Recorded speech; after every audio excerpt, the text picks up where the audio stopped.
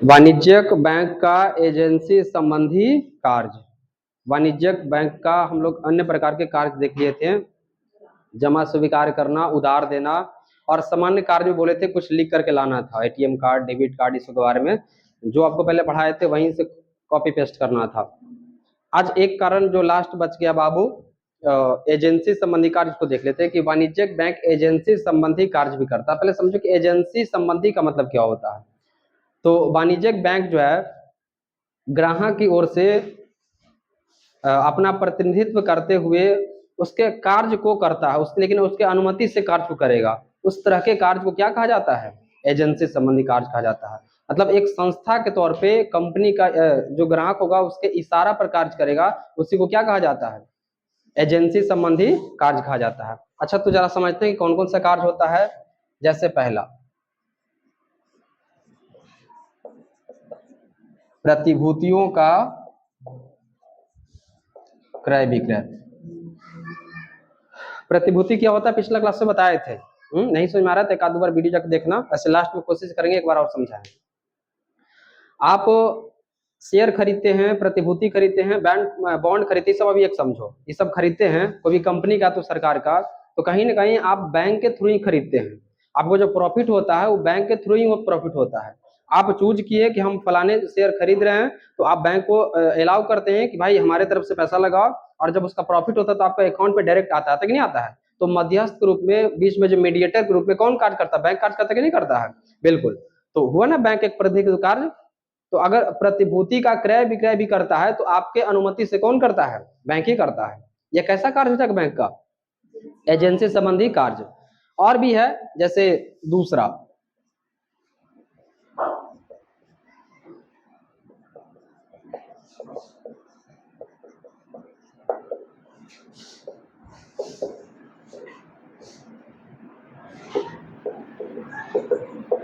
देखो, ऋण या तो किस्त।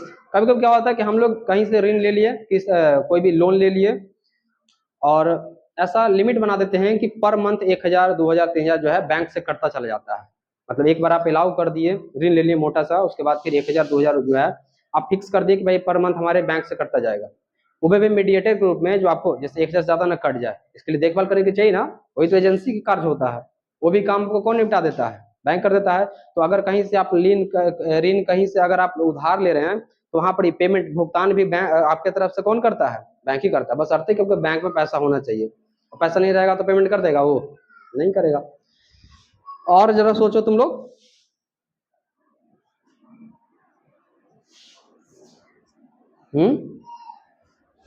बुक है, देखो तो और क्या कार्य दिया।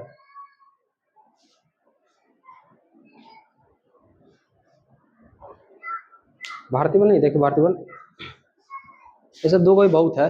एक बार दोनों ने पूछ दिया है, नहीं तो हम बोल के निकल जाते खाली।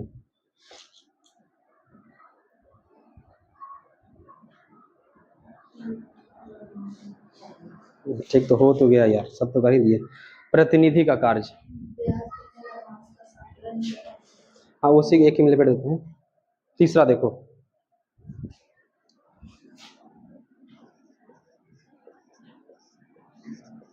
प्रतिनिधि का कार्य।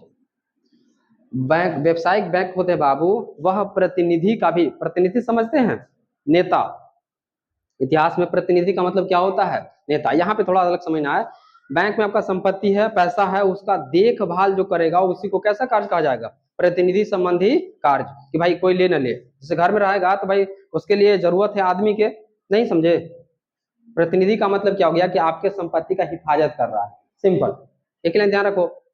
तो तीसरा कार्य कौन हो जाएगा बाबू? प्रतिनिधि, प्रतिनिधि का कार्य। एक बार पुनः सुनाते हैं इसको।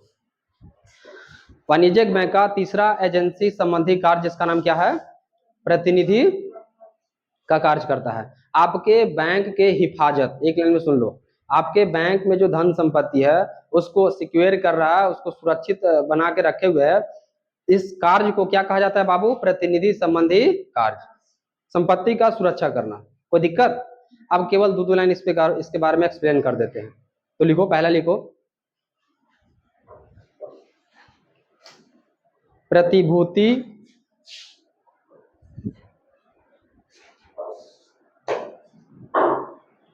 प्रतिभूति, ये लिखा हुआ है प्रतिभूतियों का क्रय विक्रय, डैश करो इसमें।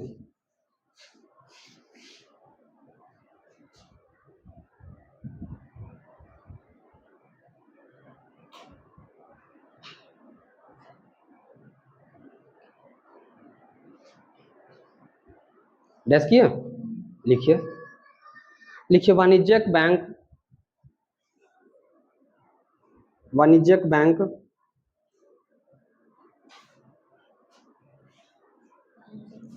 ग्राहक के अनुमति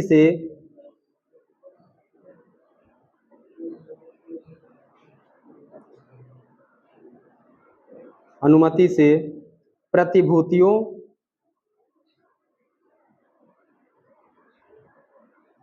ब्रैकेट में शेयर बॉन्ड लिख लेना, share comma bond, share comma bond प्रतिभूतियों का बाजार में क्रय विक्रय करती है।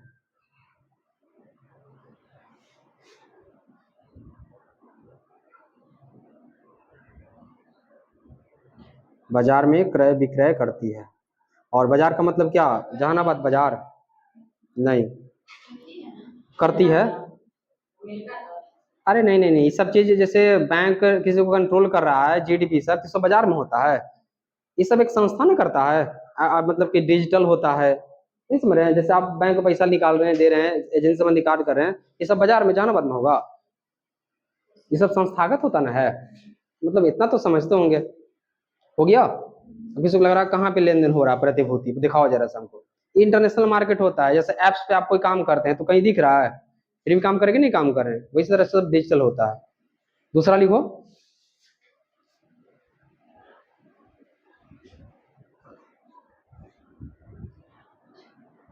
दूसरा क्या है, ऋण या इसी को लोन कहते हैं, ऋण या ब्रैकेट में लोन भुगतान कॉमा किस्त भुगतान।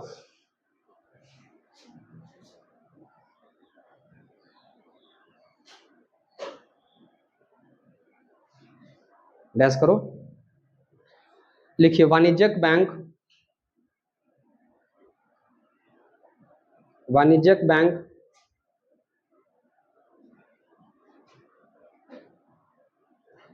अपने ग्राहकों के अनुमति से, अपने ग्राहकों के अनुमति से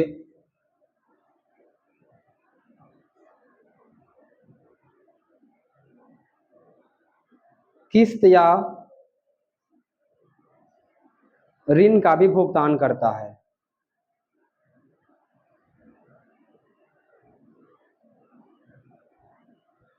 भुगतान करता है। थर्ड लिखो,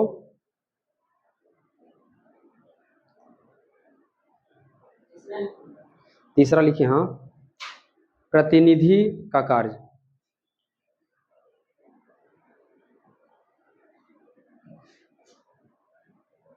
डैश करो, वाणिज्यिक बैंक, वाणिज्यिक बैंक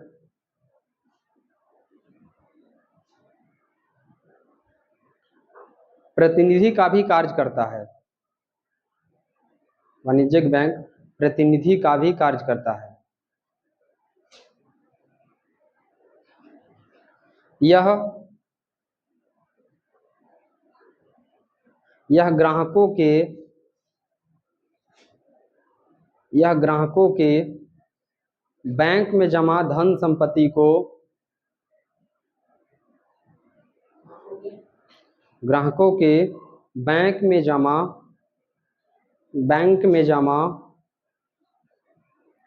धन संपत्ति को सुरक्षित रखता है।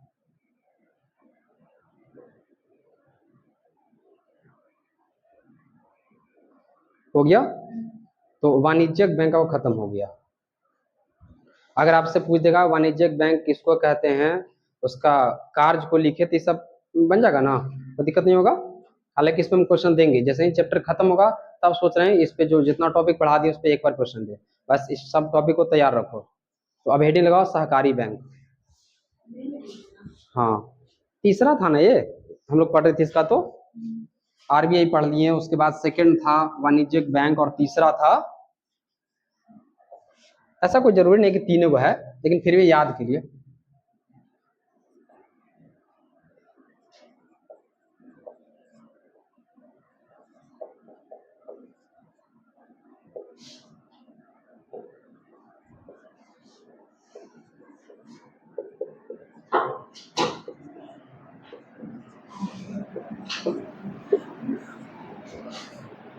लगा दिए ठीक।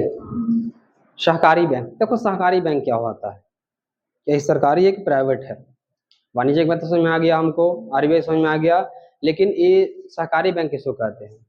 तो सिंपल सा इसका परिभाषा है कि आपसी सहयोग और सद्भावना से मिल करके जो बैंक की स्थापना किया जाता है उसी बैंक को क्या कहते हैं। और जाहिर सी बात है बाबू, इसमें बैंक लगा हो, इसका मतलब इसका मेन काम क्या होगा? वित्त उपलब्ध करवाना हर चीज को। तो ध्यान रखना, अगर आपसी सहयोग और सद्भावना है तो आपको लगेगा कि क्या हम भी बैंक खोल सकते हैं सहकारी बैंक? नहीं, इसके लिए कुछ नियम कानून होते हैं, क्योंकि सहकारी बैंक का भी रेगुलेटर आरबीआई होता है। कैसे खुलना चाहिए, कैसे नहीं खुलना चाहिए, इस सब का नियामक कौन होता है? लेकिन इसका संचालक, उस व्यवस्था को चलाने के लिए राज्य सरकार जिम्मेदार होता है कि हमारे यहाँ बिहार में किस प्रकार से सहकारी व्यवस्था चलेंगे या तो नहीं चलेंगे, वो हम तय करेंगे नियम कानून। लेकिन अगर बैंक खुलेगा तो बैंक में कितना पैसा होना चाहिए, कैसे किसी का अकाउंट होगा, कैसे किसी का पासबुक होगा, कैसे आप क्रेडिट कार्ड जारी करेंगे, कैसे डेबिट कार्ड जारी करेंगे, किस आधार पे करेंगे, ये तमाम तरह के जो कार्य होगा, जैसे वाणिज्यिक बैंक का कार्य था, उस सब पे कंट्रोल किसका रहेगा? तो आरबीआई के जो नियम कानून है उसी के तहत को चलना पड़ेगा। लेकिन व्यवस्था को चलाएगा कौन? राज्य सरकार चलाएगा। एक बार पुनः, किसको कहते हैं सहकारी बैंक?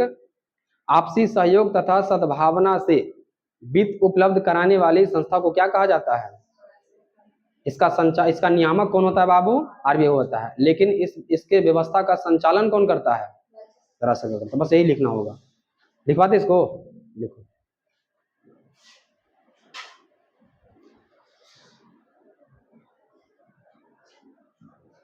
देखो, देश में आपसी सहयोग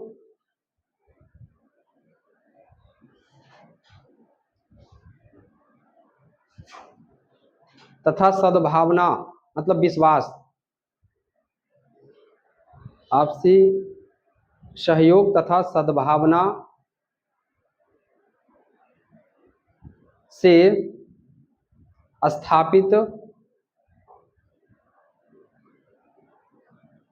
स्थापित लिखें बैंक को सहकारी बैंक कहा जाता है।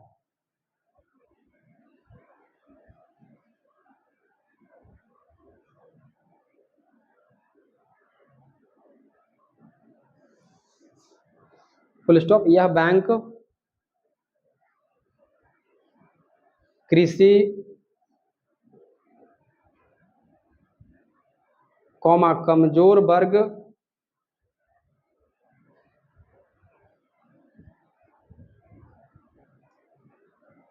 इत्यादि के लोगों को, एक मिनट को, तो इत्यादि लिखे हैं के क्षेत्र के लोगों को लिखो, सॉरी, इत्यादि लिखे हैं के क्षेत्र के लोगों को, वित्त उपलब्ध करवाती है, वित्त उपलब्ध करवाती है। पैराग्राफ चेंज करना।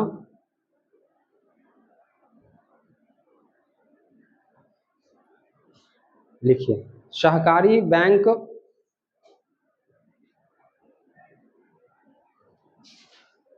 का नियामक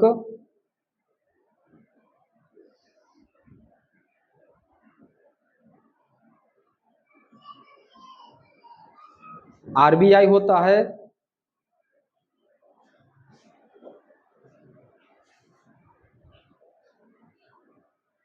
तथा इस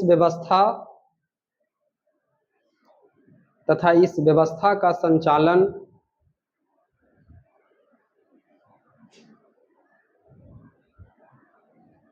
इस व्यवस्था का संचालन कौन करता है? राज्य सरकार द्वारा किया जाता है।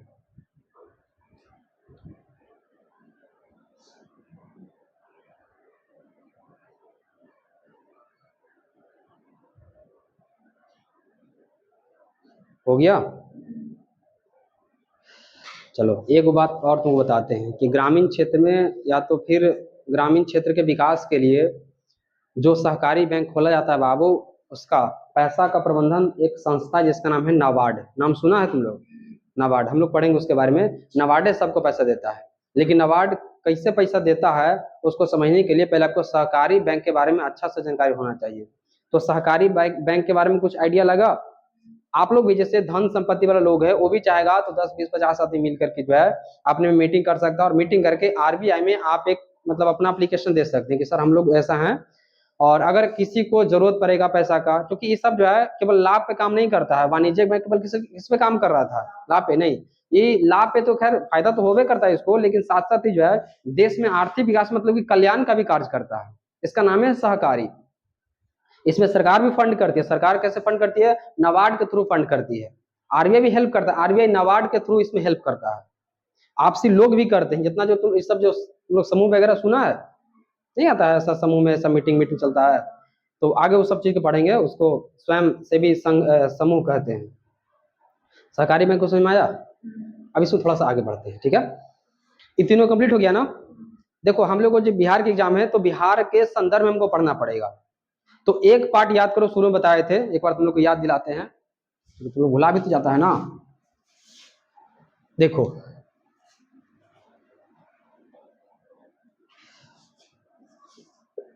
जब आप भारत में वित्तीय संस्थाएं पढ़ रहे थे बाबू, तो दो प्रकार के बताए थे। बताया गया था आपको ना? याद कीजिएगा, राष्ट्रीय स्तर बताए थे, नेशनल लेवल पे, और एक क्या बताए थे? राज्य स्तर पे। राज्य स्तर बताया गया था। राष्ट्रीय स्तर में दो एकर अंग बताया गया था। एक था पूंजी बाजार, एक कौन था? मुद्रा बाजार था। आ रहा है कुछ समझ में? अब पूंजी बाजार भी दो प्रकार का बताया गया था, ये भी दो प्रकार का बताया गया था, इसको कंप्लीट करवा दिए। हम लोग को देखे थे कि मुद्रा बाजार में जो तीन को देखे थे, उसमें एक था कौन? आरबीआई था, दूसरा वाणिज्यिक बैंक था, और तीसरा कौन था जो अभी पढ़े हम लोग? सहकारी। इसको कंप्लीट कर दिए हैं, और इसको भी तुमको मुद्रा बाजार में पढ़ा दिया गया था, प्राथमिक द्वितीयक ये सब बता दिया गया था ना। अब इधर देखो, राज्य स्तरीय भी जिस प्रकार से सेंट्रल में देख रहे हैं, उसी प्रकार से राज्य स्तरीय में भी दो संस्था दिखता है। एक होता है संस्थागत और दूसरा कैसा होता है? गैर संस्थागत। सिंपल। और अगर तुम्हारे एग्जाम में आएगा तो वहीं से क्वेश्चन पूछेगा, क्योंकि बिहार के एग्जाम है तो यहाँ से आपको ज्यादा फोकस करना है। ये तो आपको बेसिक बात सब कुछ बता दिया गया, जहां से ऑब्जेक्टिव हमको नहीं लगता है कि इतना पढ़ने के बाद कहीं बाहर जाएगा, तो फिक्स है। और तुमको आगे बहुत काम करेगा, तुमने देखना आगे। देखो एक होगा बाबू कौन? संस्थागत, और दूसरा कौन होगा? गैर संस्थागत। खाना खा के नहीं आए का आज? अच्छा, यही यहाँ वाला वहां भी चिपका देना है। गैर संस्थागत में कौन होगा बताओ तो? बिल्कुल, महाजन, सेठ साहूकार। अगर कोई व्यापारी पैसा दे रहा है, या तो फिर रिश्तेदार। समझ में आ रहा बात? इसको पढ़ना आपको डिटेल में, ठीक है? यहाँ से ऑब्जेक्टिव पूछ सकता है, और 2 नंबर का क्वेश्चन यहाँ से सेपरेट बन सकता है। कौन कौन है जरा देख लो इसको। संस्थागत में इसमें लोग पहले निपटा लेंगे सहकारी बैंक को।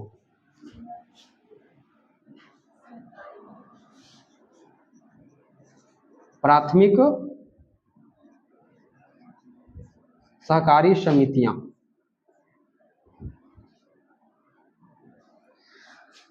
उसके बाद हम लोग पढ़ लेंगे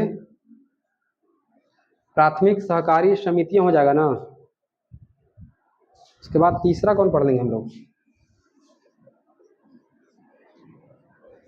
क्षेत्रीय ग्रामीण बैंक, और हम लोग पढ़ लेंगे भूमि विकास बैंक।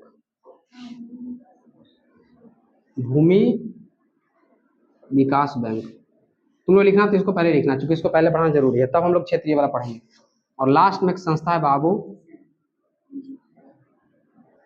उसका नाम क्या है, हेड है इस सबका, नबार्डे जो है इस सब को पैसा देगा।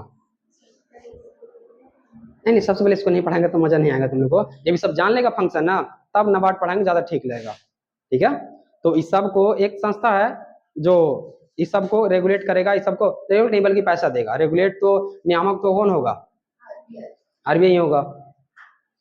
आई बस में। तो अब हम लोगों को यहाँ से तैयारी करना है राज्य स्तर का, जो राष्ट्रीय स्तर पढ़ा दिए हैं, तो अब तुम लोग केवल ई वाला पढ़ो, यहाँ वाला दिखाओ, कॉपी बनाइए जल्दी से, इसको ऊपर बनाना। ठीक है, इसको जो है इसको ऊपर इसको नीचे रखना।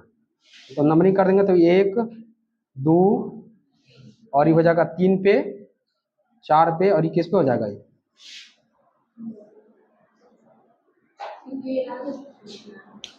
क्या, हाँ हाँ यहाँ से राज्य स्तरीय। तुम लोग बुक वगैरह भी थोड़ा बहुत देखा करो।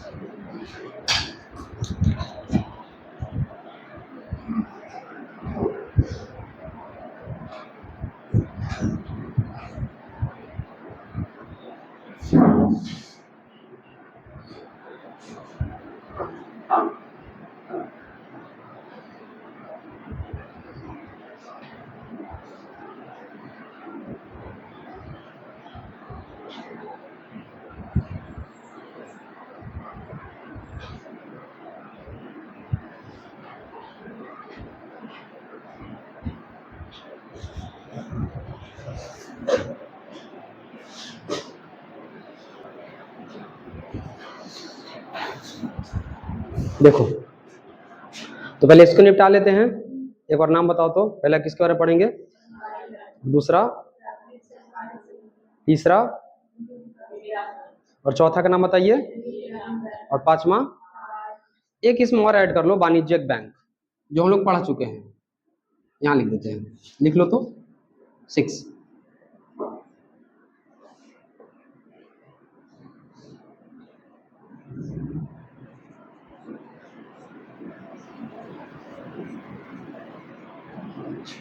अच्छा, यहाँ वाला को दिख रहा है ना, नीचे वाला कि नहीं दिख रहा,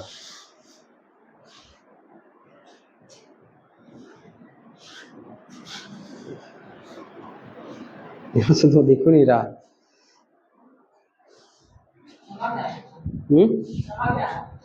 चमक नहीं रहा है, नीचे वाला थोड़ा सा कम आता है। हो गया,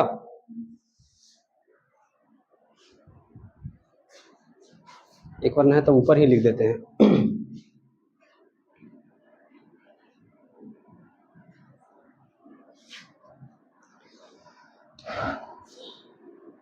पहला क्या बताया गया बाबू, सहकारी बैंक, दूसरा प्राथमिक सहकारी समितियां,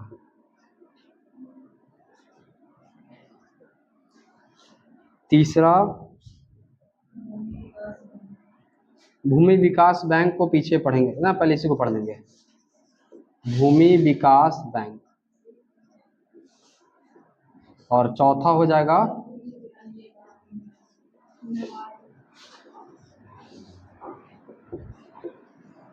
और पांचवा क्या हो जाएगा, और छठा हो जाएगा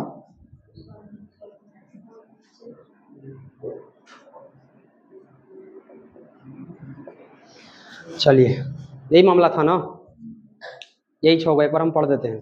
पहला सहकारी बैंक, दूसरा प्राथमिक सहकारी समितियां, और तीसरा का नाम बताइए, भूमि विकास बैंक, और चौथा, अरे उसको कहो तो, तुम क्यों नहीं बोलता है, क्या हुआ, खड़े के बाद माँ से राहत मिला, इसका मतलब क्या? गलत पता उठाएगा? लगता हमको तुम बढ़िया से नहीं जानता है। चलो बताओ, 5वां का बताओ। नाबार्ड। और छठा? इसके बारे में पढ़ लिए हैं, वाणिज्यिक बैंक के बारे में पूरा फंक्शन हमको बता दिएगा। जहां से भी क्वेश्चन आएगा आप आसानी से बना लेगा, या तो उसका कार्य पूछे, जमा स्वीकार, मतलब जितने प्रकार की बात है सब बता दीजिएगा।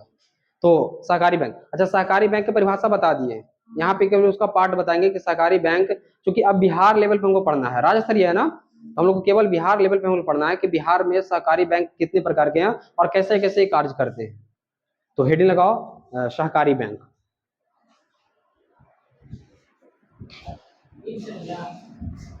हाँ हाँ 20 ही लगाओ।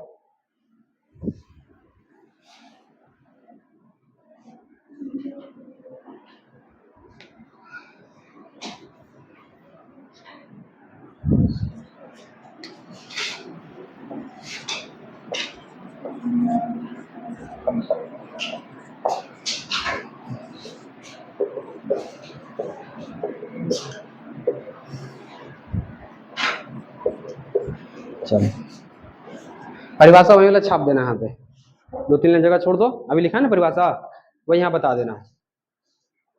बिहार में बाबू जो सहकारी बैंक है वह त्रिस्तरीय कार्य करता है। कितना स्तरीय कार्य करता है? त्रिस्तरीय कार्य करता है। उसका हम नाम लिखते हैं। पहला,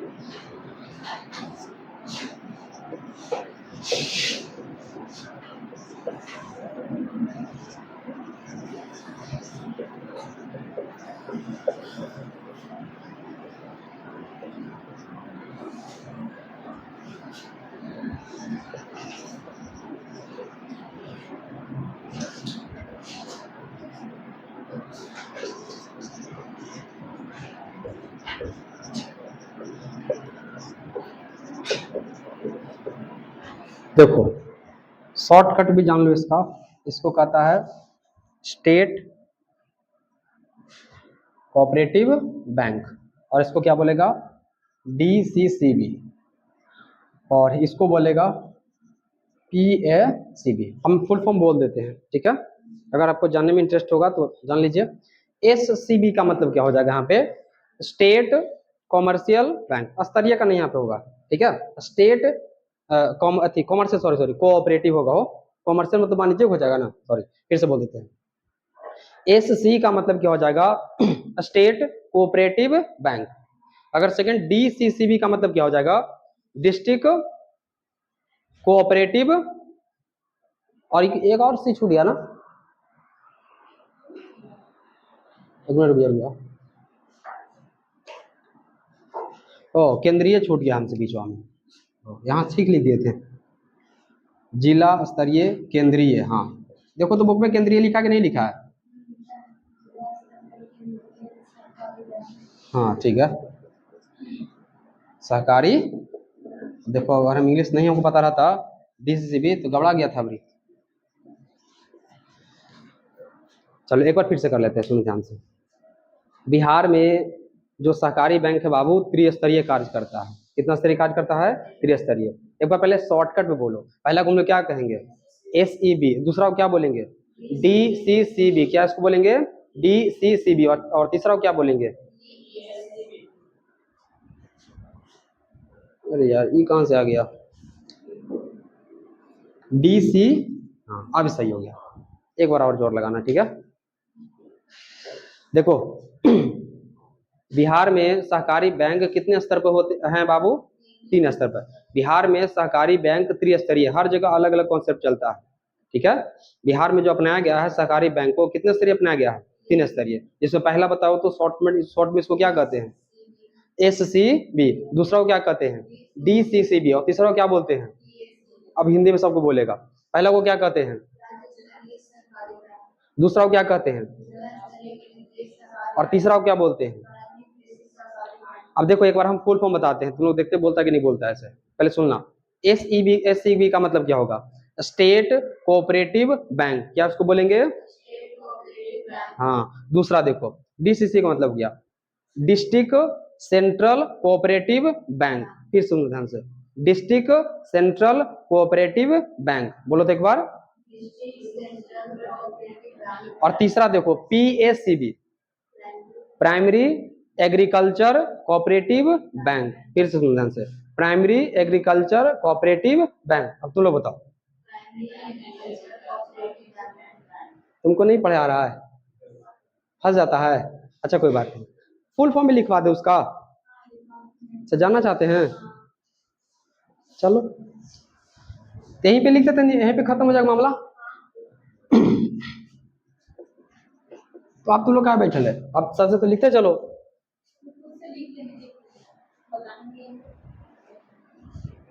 लिख देते तुम लोग घबरा जाएगा। State cooperative bank, district central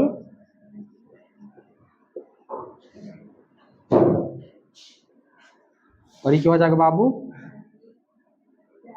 primary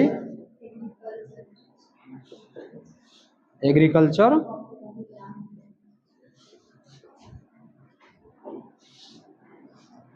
bank. क्योंकि कभी कभी फुल फॉर्म पूछ के फंसा देता है, ऐसा दे दिया फुल फॉर्म, लो PACB का फुल फॉर्म है, आपको पता नहीं चल रहा है कुछ नहीं, कोई दम नहीं है, लेकिन वो बुझा नहीं रहा। अब तो धरा जाएगा क्वेश्चन है।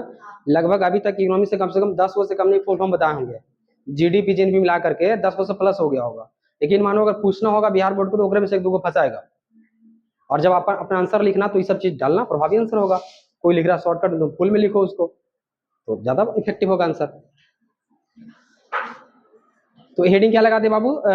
सहकारी बैंक, सॉरी नहीं, सहकारी बैंक। क्योंकि सहकारी बैंक भी दो स्तर का होता है, नहीं पढ़ना है। एक होता है ग्रामीण क्षेत्र का, एक किसका होता है? क्योंकि तुम लोग का सिलेबस में था नहीं तो उसको हम पढ़ा नहीं रहे हैं, ठीक है? हम लोग पढ़े हैं तो हम लोग को पता है। तुम लोग का यही जो है भारत में त्रिस्तरीय, अब बिहार में भी त्रिस्तरीय जो है सहकारी बैंक को स्थापित किया गया है। एक ये वाला राज्य स्तर का हो गया, एक हो गया जिला स्तर का, कौन सा हो जाएगा? 3 स्टेज में काम करता है। हाँ हो गया। चलो तो फिर हेडिंग लगा लिया ना। चलिए सहकारी बैंक हेडिंग लगा लिए होंगे बाबू, तो उसमें अब हम लोग उसका 3-4 लाइन छोड़ दीजिए, परिभाषा वहीं चला के लगा देना, उसके नीचे लिखो एरो दे करके।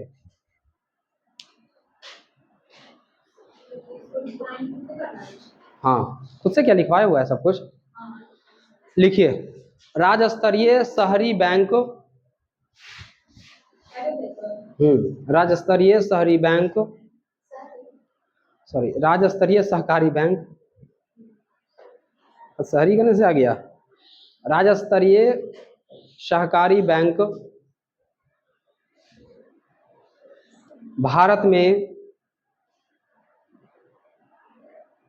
त्रिस्तरीय है।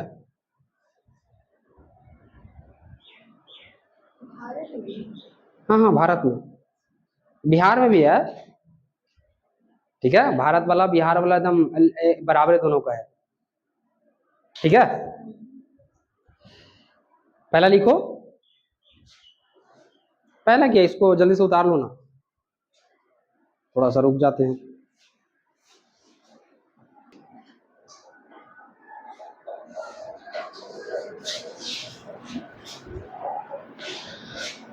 एक बार पहले इसको समझ लेते हैं, ठीक है? देखो ये तीनों संस्था को बाबू वित्त कौन देगा बाबू? तो वित्त देने वाला संस्था कौन है?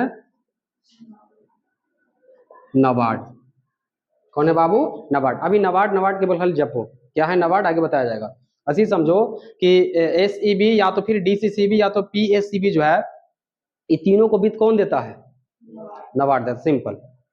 इस सबसे हम थोड़ा सीक्वेंस में लिखे, ध्यान रखना, बुक में थोड़ा आगे पीछे लिखा हुआ है तो हम सीक्वेंस में लिखे हैं। सबसे निचले स्तर पर कौन कार्य करेगा? प्राथमिक कृषि सहकारी समिति जो गांव स्तर पर होगा। उसके बाद दूसरा कौन देख रहे हैं? जिला स्तर पर। ध्यान रखना, तुम लोग को केंद्रीय कह के कंफ्यूज कर देगा, हम जान रहे हैं कि अगर केंद्रीय लगा देगा तुम लोग लगेगा कि दिल्ली में होगा, क्वेश्चन क्या दे देगा कि केंद्रीय साख समितियां स्थापित होती है, ऑप्शन ए गांव में, ऑप्शन बी दे देगा जिला में, ऑप्शन सी राज्य में, और डी में दे देगा केंद्रीय लेवल पर राजधानी दिल्ली में। तो दिल्ली नहीं मार देना है, केंद्रीय का मतलब यहाँ पे कहां से है, तो किसको टिक करना है, जिला।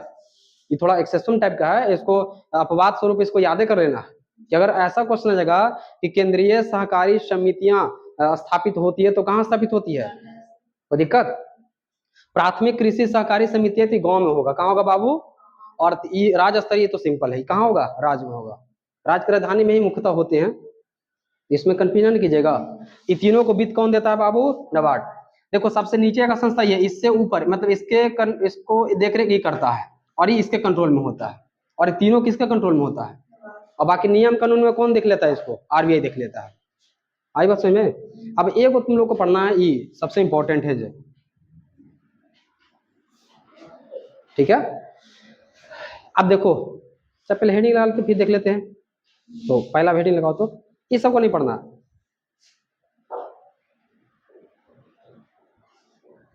अच्छा इसको लिखवा में करना पड़ेगा, ऐसे काम हो जाएगा ना, ये तुम लोग पे छोड़ दे रहे हैं, नहीं स्टार देकर के हेडिंग लगाइए बाबू, प्राथमिक कृषि सहकारी बैंक, केवल इसी को पढ़ना है।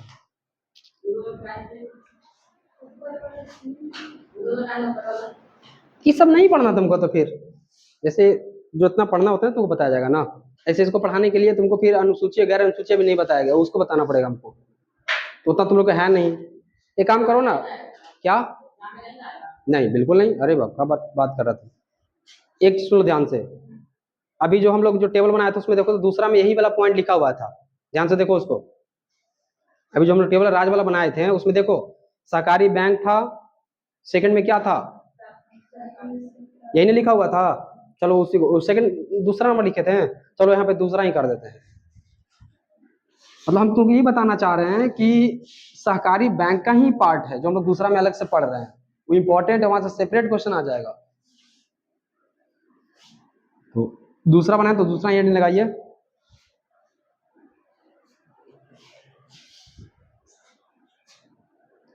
हो गया, और हम ऐड कर रहे हैं ना, ठीक है, हम एक्स्ट्रा बता रहे हैं।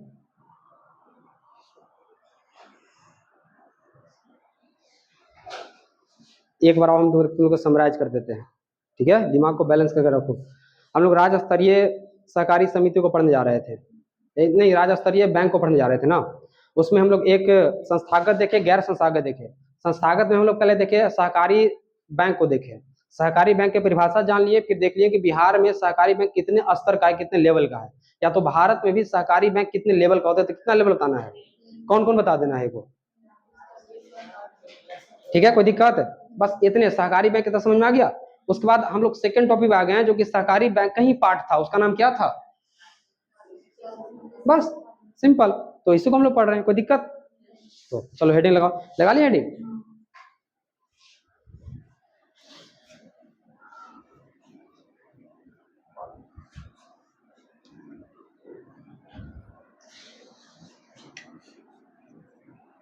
क्या हेडिंग लगाए, प्राथमिक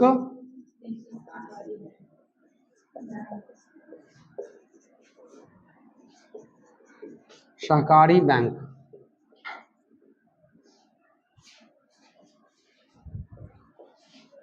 PACB।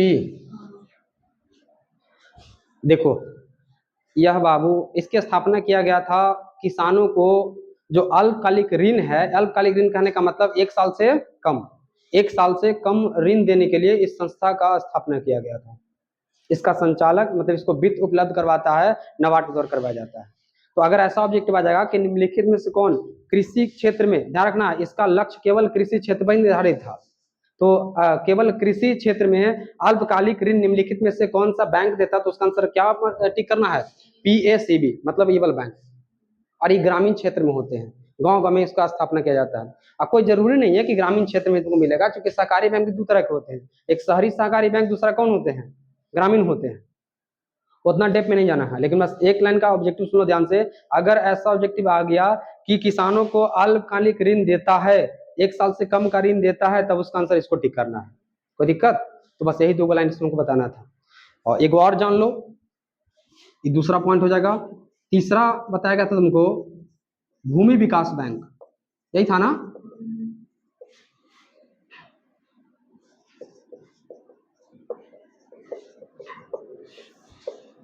लैंड डेवलपमेंट बैंक इसको कहेंगे।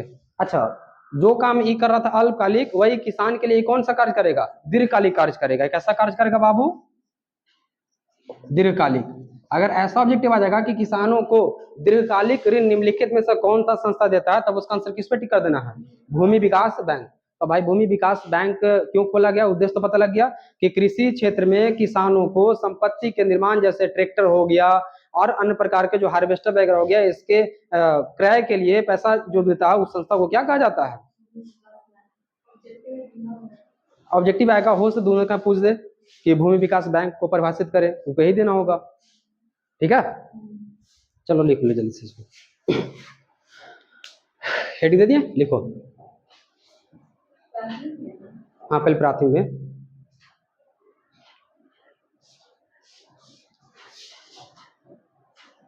लिखिए, कृषि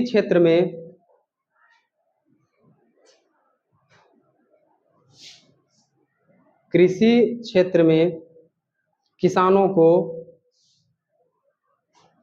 अल्पकालिक ऋण प्रदान करने के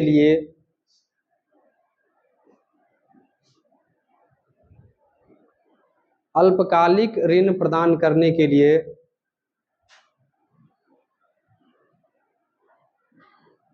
PACB फुल अपना समझ लीजिएगा, प्रदान करने के लिए PACB की स्थापना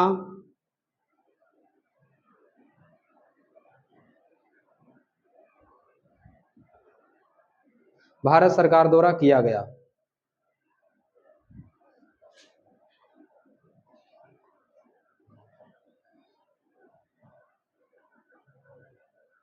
भारत सरकार द्वारा किया गया।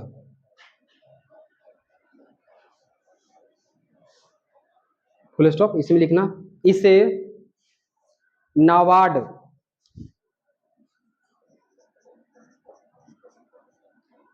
द्वारा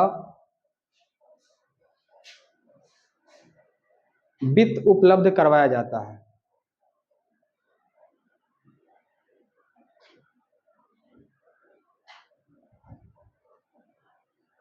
वित्त उपलब्ध करवाया जाता है, फुल स्टॉप। पैराग्राफ चेंज करना। आखिरकार अल्पकालिक ऋण लेते क्यों हैं किसान, तो देखो उर्वरक के लिए, बीज के लिए, अभी लिख ली थी क्या, अरे थोड़ा रुक जाओ। ऐसा क्वेश्चन आएगा कि अल्पकालिक ऋण क्यों किसान लेते हैं, 1 साल से कम के लिए कौन सा क्यों लेते हैं। इसका आंसर क्या हो जाएगा बाबू कि जो किसान है उसको उर्वरक चाहिए, बीज चाहिए, कीटनाशक दवा चाहिए, इस सब के लिए पैसा चाहिए। उसके लिए किसान कौन सा ऋण लेते हैं, अल्पकालिक ऋण, जो 1 साल से कम का होता है, कम का होता है। तो पैराग्राफ चेंज करो, पैराग्राफ चेंज कीजिए, इसमें लिखना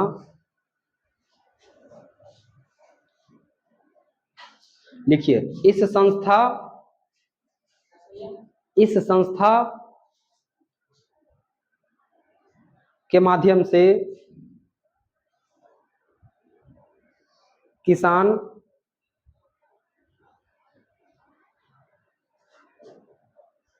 उर्वरक,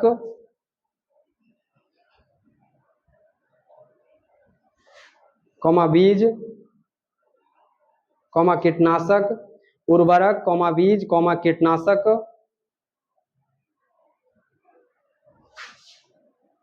क्या लिखे, इस संस्था इत्यादि के लिए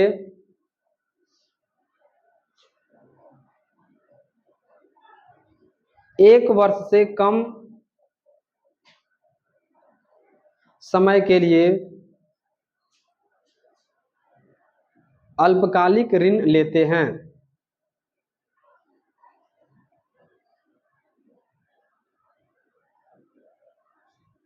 अल्पकालिक ऋण लेते हैं, हो गया।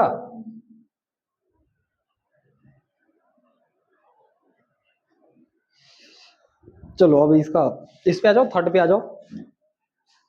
हेडिंग लगाइए, भूमि विकास बैंक।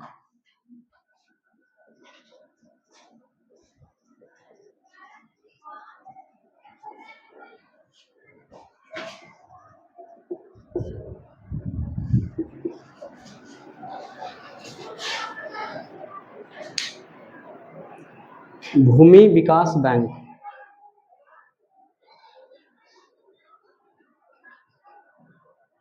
हो गया।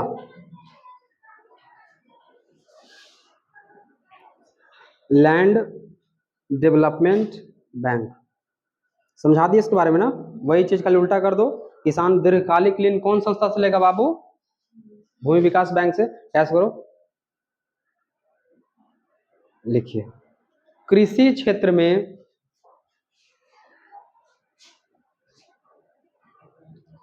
किसानों को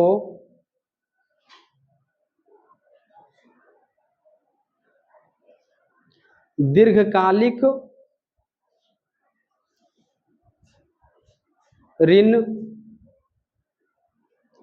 ब्रैकेट में 1 साल से ऊपर, दीर्घकालिक ऋण, कृषि क्षेत्र में किसानों को दीर्घकालिक ऋण, ब्रैकेट में लिखना है 1 साल से अधिक, ब्रैकेट बंद। कृषि क्षेत्र में किसानों को दीर्घकालिक ऋण प्रदान करने के लिए, ये वर्ड सही है, प्रदान करने के लिए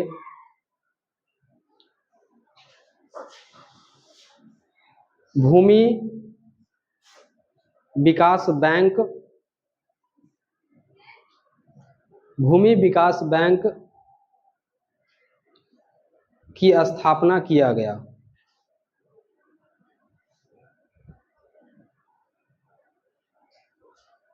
स्थापना किया गया, फुल स्टॉप। इसमें थोड़ा सा लिखना। इससे पहले भूमि बंधक बैंक भी कहा जाता था। इससे पहले भूमि बंधक बैंक, इसको इन्वर्टेड कॉमा में लिखना है, भूमि बंधक बैंक भी कहा जाता। नहीं नहीं, ब्रैकेट कहाँ बोले? इससे पहले भूमि विकास बैंक, ओह हम लिख देते हैं यार, भूमि बंधक बैंक, बस यही तो बात बोले थे। हो गया, कहा जाता था, कहा जाता था। अभी थोड़ी ना कहते हैं, अब तो इसका नाम भूमि विकास बैंक हो गया ना, ये पुराना नाम है। पैराग्राफ चेंज करो। इसे भी वित्त नाबार्ड द्वारा उपलब्ध करवाया जाता है। इसे भी वित्त, इसे भी वित्त नाबार्ड द्वारा उपलब्ध करवाया जाता है।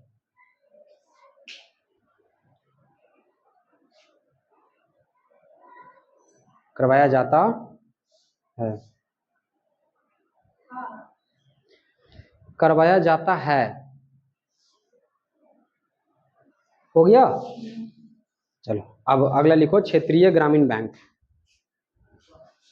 4 होगा जाना, लगाइए क्षेत्रीय ग्रामीण बैंक।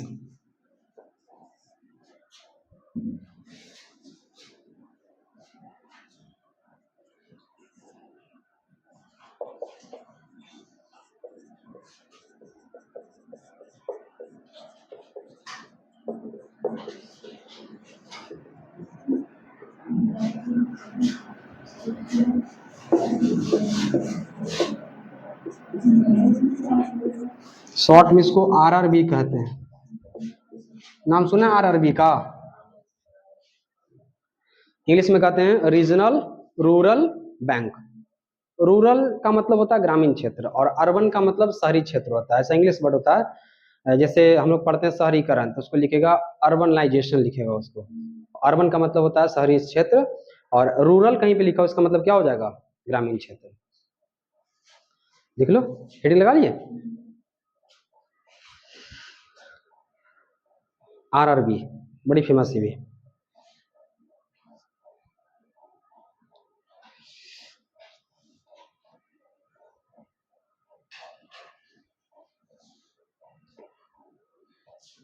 बताइए इसके बारे में। देखो आरआरबी यानी क्या है। कृषि के लिए लोन देने के लिए, पैसा के लिए तो खैर 2-3 गो संस्था देख लिए, लेकिन कृषि या तो फिर अन्य वैसे लोग जो गरीबी रेखा के नीचे आते हैं, जो जिसके पास आमदनी बहुत कम है, आर्थिक रूप से तनी कमजोर है, उसके लिए भी तो कोई ना कोई ऐसा बैंक होना चाहिए था ना। वो कौन सा बैंक है? वही आरआरबी है। आरआरबी की स्थापना इसलिए किया गया था कि जो आर्थिक रूप से कमजोर वर्ग है, कोई व्यवसाय करना चाहता है, कोई भी चीज अपना स्टार्टअप वगैरह शुरू करना चाहता है, उसको वित्त उपलब्ध कौन करवाएगा, और इसको भी फंड कौन करेगा, पैसा कौन देगा? नबार्ड देगा। इस सब का करता था तो कौन है? नबार्ड ही है। तो जो आर्थिक रूप से पिछड़े,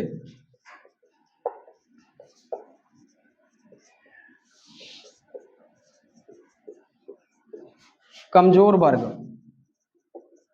यहाँ पे कमजोर का मतलब हेल्थ से नहीं, वो हेल्थ से कमजोर है तो कमजोर वर्ग नहीं, पैसा कौड़ी से कमजोर हो गया, ठीक है, उसको से कमजोर है, उसको वित्त उपलब्ध करवाने वाली संस्था को क्या कहा जाता है बाबू? आरआरबी। इसकी स्थापना 1975 ईस्वी में किया गया था।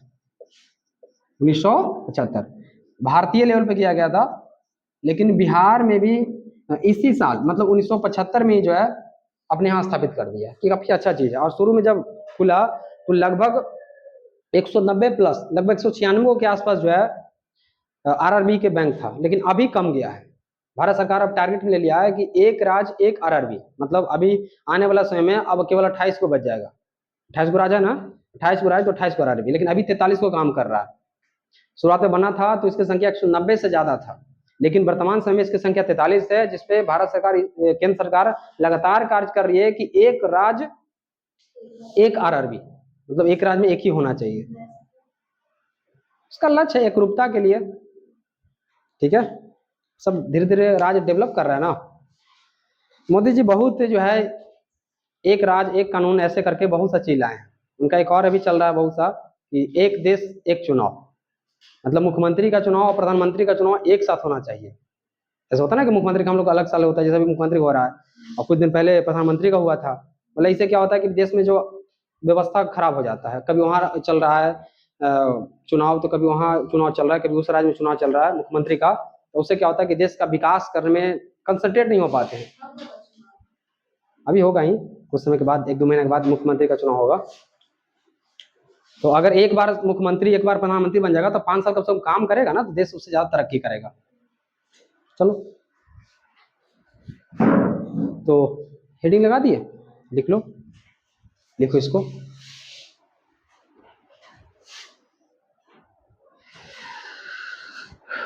क्षेत्रीय ग्रामीण बैंक। लिखिए, आर्थिक रूप से पिछड़े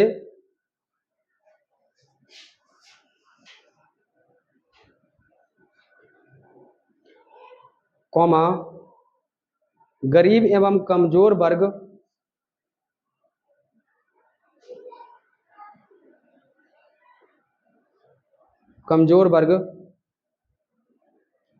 को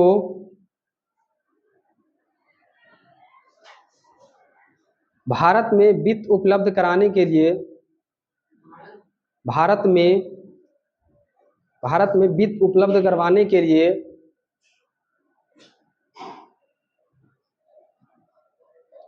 वित्त उपलब्ध करवाने के लिए 1975 ईस्वी में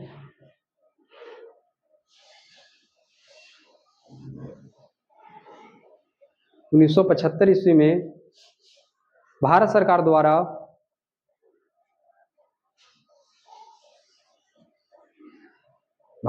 द्वारा क्षेत्रीय ग्रामीण बैंक की स्थापना किया गया। क्षेत्रीय ग्रामीण बैंक की स्थापना किया गया।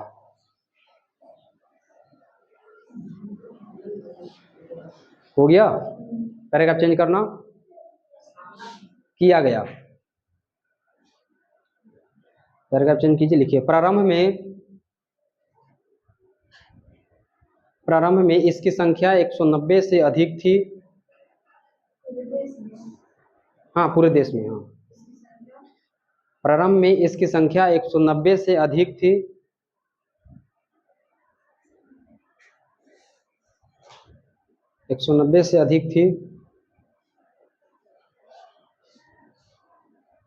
लेकिन वर्तमान में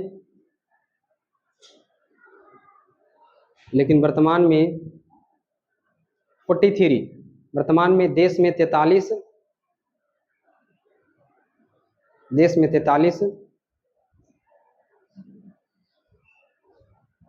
क्षेत्रीय ग्रामीण बैंक कार्यरत हैं। क्षेत्रीय ग्रामीण बैंक कार्यरत या कार्य कर रहे हैं, फुल स्टॉप। भारत सरकार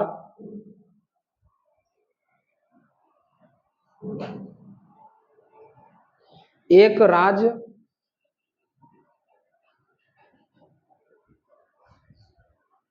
क्या लिखिए, भारत सरकार एक राज्य तथा एक क्षेत्रीय ग्रामीण बैंक के तहत, एक राज्य तथा क्या लिखें, एक क्षेत्रीय ग्रामीण बैंक के तहत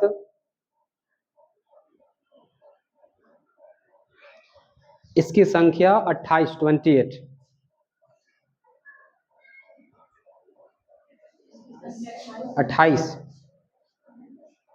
करना चाहती है।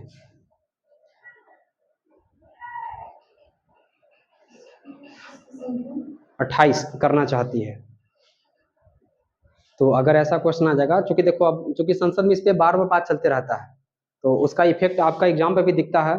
जो चीज ज्यादा जो टॉपिक प्रज्वलित रहता ना है, उसका चांस ज्यादा पूछ देगा। कोरोना आया, जीएसटी हुआ, तो उन दिन खूब जीएसटी से क्वेश्चन पूछा, कोरोना से क्वेश्चन पूछा। तो जो भी देश में उस तरह का मुद्दा अगर नया नया खुलते जाएगा ना, तो वहां से देखना वहीं से क्वेश्चन ज्यादा धोनी के एग्जाम में आता है।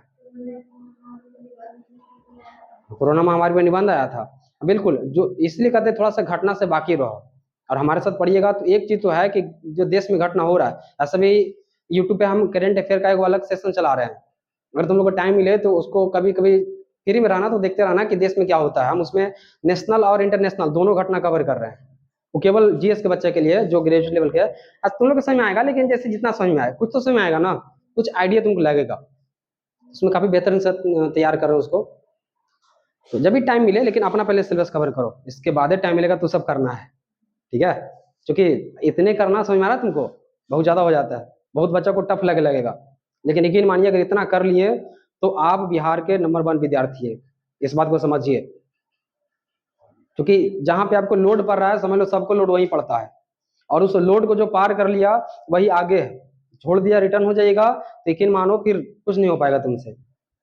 तो भूलना नहीं है, जहां पे ज्यादा जोर पड़ेगा समझ लेना कि यही वह पॉइंट है जहां पे हमको ज्यादा काम करना है और सबसे आगे निकल जाना है। सिंपल क्वेश्चन तो सब याद रखता है। आरबीआई की स्थापना 1935 तुझे नहीं पता है, लेकिन जितना आपको बता दिएगा आरबीआई के बारे में, यकीन मानो उसने लेकिन 10वां क्लास होगा उसका पता होगा। तो आउट ऑफ सिलेबस टाइप का जो आप सुनते होंगे कभी कभी कि क्या पूछ रहा है बिहार बोर्ड, सिलेबस से बाहर पूछ रहा है, नहीं बाहर नहीं पूछता, अपना सिलेबस में रहता है। और बाहर ही पूछेगा तो इससे नहीं ज्यादा जाएगा, ये फिक्स है। बाकी अगर तुम लोग को ज्यादा लगा हमको बता देना, हम क्या कट छट पढ़ाएंगे, फिर इतना कोई दिक्कत ना है। बस तुम लोग खाली कंट्रोल कर लो। फिर एग्जाम में तुम लोग कहना कि हाँ, मतलब सबसे ज्यादा रिलैक्स तुम हमारे ही मतलब पेपर में फील करेंगे। इकोनॉमिक्स में, इतिहास में, भूगोल में, पॉलिटिकल साइंस में तो बोला कि भाई जहां से पढ़ के आए तो हम सब क्वेश्चन वहीं से मेरा कॉपी से आ गया और आएगा। एक एक क्वेश्चन देखना कॉपी से उठ के आएगा। आगे बढ़ा जाए, चलिए। तो हो तो गया, 5वां क्या है, नाबार्ड है। चलिए उसी का तो इंतजार था, लिखो नाबार्ड। और छठा पढ़ने की जरूरत है बाबू, वो तो हो गया है ना, बस।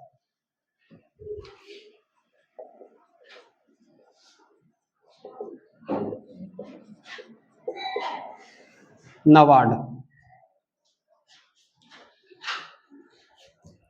हेडिंग लगाइए। तो रखिए, तो हो गया।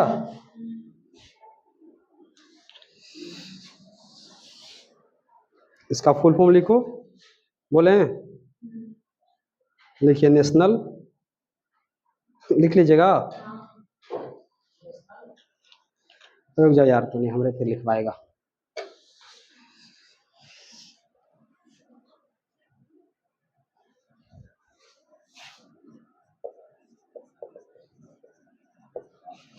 National bank for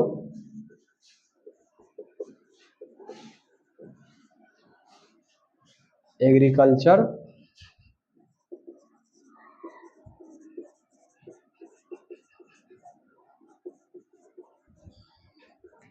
and rural development, national bank for agriculture and rural development.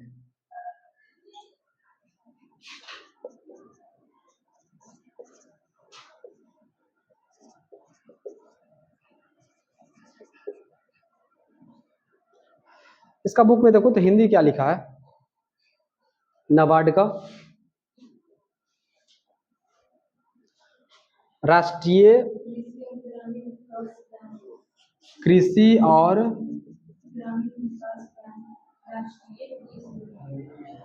ग्रामीण विकास बैंक, यही है ना। चलो एक बार इसको लिख लीजिए जल्दी से।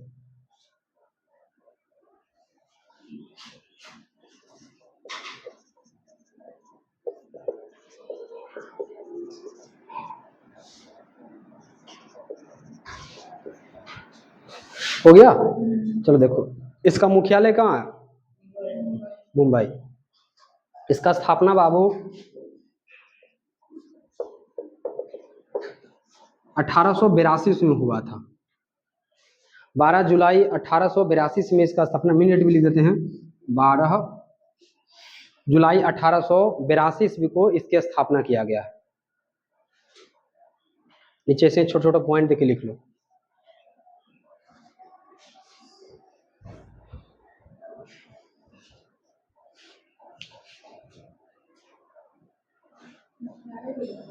मुख्यालय भी, हाँ।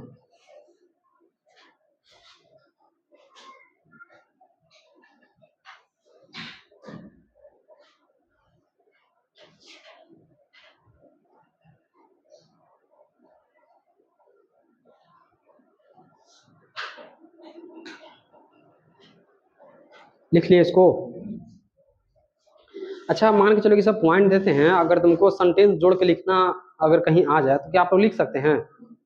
जैसे हम सुनो पहले ध्यान से, क्योंकि क्या होता है कि हम कहीं कहीं तुम लोग को ऐसे ही पॉइंट भी दे दिए, लेकिन अगर क्वेश्चन क्या गया नाबार्ड से आप क्या समझते हैं, नाबार्ड क्या है, जैसे क्वेश्चन आ गया, आपको क्या पता है नाबार्ड के बारे में, पता है कि इसका मुख्यालय कहाँ है, इसकी स्थापना कहाँ, मतलब कि इसकी स्थापना कब हुआ था, इसका फुल हम जानते हैं। इसको सेंटेंस में लिखेगा तब ना नोट मिलेगा।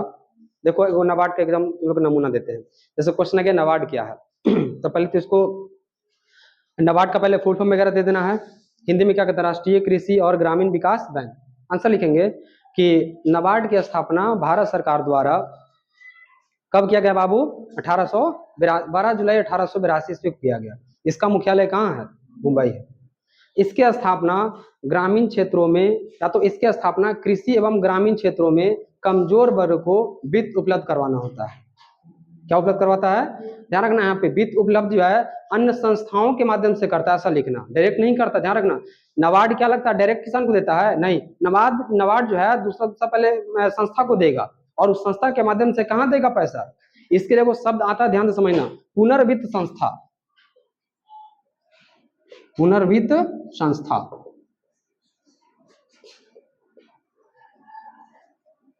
रीफाइनेंसिंग एजेंसी, देखो पुनर्वित्त संस्था क्या होता है, ये क्या है बाबू, नाबार्ड। नाबार्ड किसको पैसा देगा, बैंक को पैसा देगा। आरआरबी हो गया नहीं, सब इस सबको पैसा देगा। और फिर बैंक किसको देगा, किसान को देगा। किसको देगा, किसान हो गया, या तो कमजोर वर्ग लिख देते हैं, कमजोर वर्ग। अब सुनो ध्यान से, नाबार्ड पहले पैसा किसको देता है, बैंक को, और बैंक पे किसको पैसा देता है, इसी को कौन सा संस्था कहा जाता है, पुनर्वित्त। डायरेक्ट दे रहा है नहीं, एक इसको वित्त दे रहा है, इसको वित्त दे रहा है, इसी को क्या कहा जाता है, पुनर्वित्त इसको बोला जाता है। पुनर्वित्त अपने आप में थोड़ा सा अलग कॉन्सेप्ट है। पुनर्वित्त का मतलब इसको अंग्रेजी में क्या कहते हैं, रीफाइनेंसिंग एजेंसी उसको बोलते हैं। तो अगर कहीं ऐसा आ जाएगा कि क्या नाबार्ड प्रत्यक्ष रूप से किसानों को लोन देता है तो पैसा देता है, नहीं।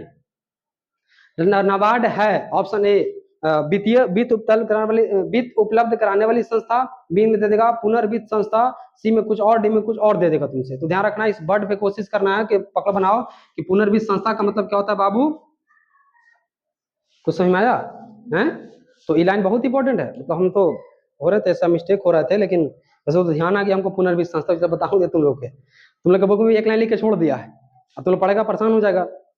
आगे से जब भी कोई ऐसा संस्था नाम आएगा पुनर्वित्त, तो समझ जाना है कि डायरेक्ट तो हेल्प नहीं करेगा, बीच में वो पार्ट पे कुछ के रख ले है, उसको जो है कट छट करके आगे मिल रहा है, उसी को पुनर्वित्त कहेंगे। तो इसको लिखवा दे, लिख लो। अगला एरो, नाबार्ड एक पुनर्वित्त संस्था है, पुनर्वित्त refinancing agency. Next arrow, NABARD एक पुनर्वित्त संस्था है, लिख लो, रीफाइनेंस या फाइनेंसिंग एजेंसी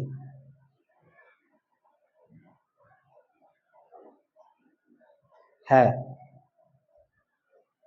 हो गया? नीचे से ही पहले लिखो, तो पहले लिखो नाबार्ड, फिर लिखो बैंक, फिर लिखो यहाँ किसान या तो कमजोर वर्ग। हाँ बिल्कुल, नाबार्ड, नाबार्ड पैसा देगा बैंक को और बैंक देगा फिर किसान को, यही हो गया पुनर्वित्त। यहां लिख देना वित्त और यहां भी लिख देना वित्त।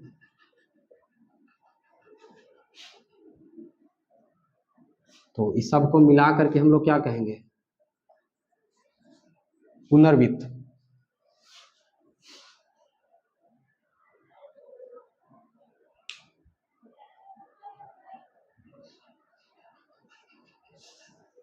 हो गया? अच्छा, शब्दों के त्रुटि से आप लोग ऐसा सोच रहे हैं कि समझने में कोई तरह की दिक्कत होता है? तो कंफ्यूज नहीं होना, अगर नहीं समझ में आएगा तो दोबारा हमसे पूछना है। बता दीजिएगा पुनर्वित्त संस्था का मतलब क्या होता है। चलो, तो ये सब लिखवा दिए। बाकी शब्द में आएगा नाबार्ड क्या, तो लिख दीजिएगा नाबार्ड की स्थापना 12 जुलाई 1882 में किसके द्वारा किया गया था बाबू? भारत सरकार द्वारा। क्या रही सब आप तुम लोग करना, ठीक है? तो हम सेंटेंस में नहीं लिखा रहे, सुनो ध्यान से, लेकिन हमारा क्वेश्चन रहेगा सेंटेंस में खुद से करना है। हो तो गया इसका खत्म? नहीं, इसका खत्म हो गया। अब देखो दो टॉपिक और रह गया है। क्या क्या रह गया है? सहकारिता क्या होता है, और SHD मतलब कि स्वयं सेवक संघ। देखो तो दो टॉपिक रह गया वो, कब खाली देख लो।